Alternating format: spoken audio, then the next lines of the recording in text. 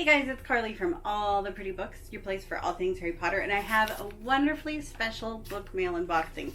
This is a book I've been waiting to unbox for about 10 or 12 years. And I can't believe the wait is over, so let's get started. And if you notice, the shipper's actually already off. It's just the cardboard carton that the book was placed in because I got really excited when it came and started to open it and then remembered that I wanted to show you guys. So willpower had to be used, but the time is finally now to open it. So this is a book that is so rare. I think I've seen maybe 5 or 6 since I've been really collecting Harry Potter rare things, which is about 10, 12 years, you guys. So a long time. It is that rare. Da da da da! I know you're probably thinking I've lost my mind because it looks like just a regular Harry Potter and the Sorcerer's Stone, but it's not. This is the super duper rare,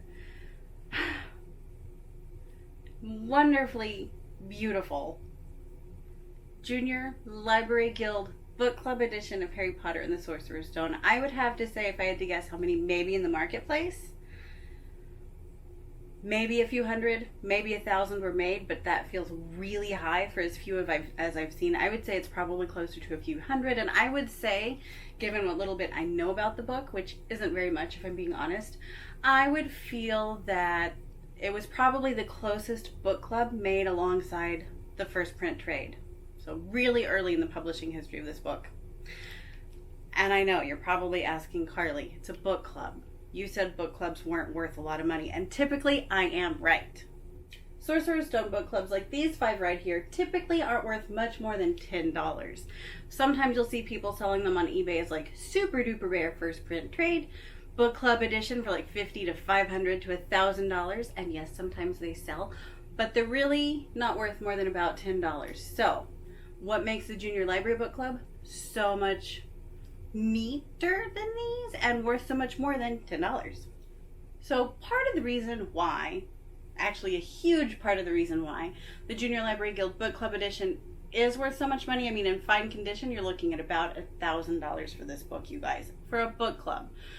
A lot of the reason is us collectors have assigned it that value. After all, things are only worth what the market will bear, and the market will bear $1,000 for this book. It's what people are paying for it regularly because they are so rare, and so many of us collectors really would like to have a copy. We pay $1,000 for it. But what makes it neater than the other 5 that I just showed you? Part of it is it's the only book club that actually has the gold foiling on the front. It is not raised, but it does have the gold foiling on the front of the jacket. It has J.K. Rowling on the spine, and it has Junior Library Guild down on the bottom spine. It has a label, a cream label right here opposite the barcode that says, "This selection has been designated as an outstanding book by the Junior Library Guild for a group." And it is definitely the only book club that has the Guardian quote, which is found on the first state jacket of the Sorcerer's Stone first prints. And unusually, the boards match the jacket. You see this a lot with the UK Harry Potter books, but you don't typically see it with the Scholastic or US Harry Potter books. Typically, the boards are different colors, even in the book clubs. But in the Junior Library Guild edition, the boards match the jacket, even down to the shiny gold on the Harry Potter font. And it has J.K. Rowling on the spine, Junior Library Guild, the whole thing matches, even down to the cream barcode down here. It also has the 1 through 10 number line like you see in the first prints and some of the later book club editions.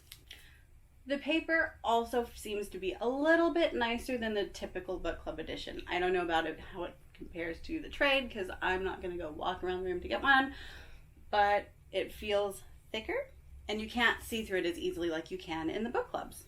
This book is also a shining example as to why, if you're going to do the Harry Potter collector thing, you really need to have wonderful collector friends.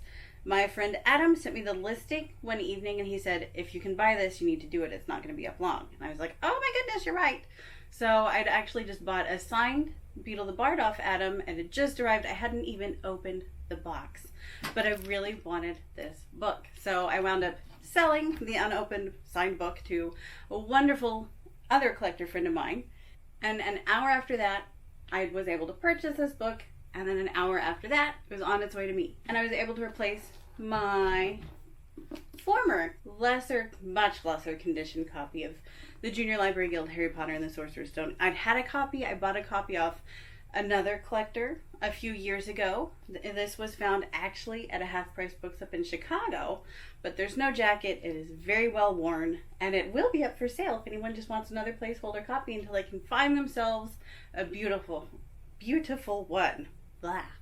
I'd like to hear your thoughts about the video. There's not going to be a giveaway for this one, but I have lots of others going on, and I am still building Diagon Alley, so just be patient.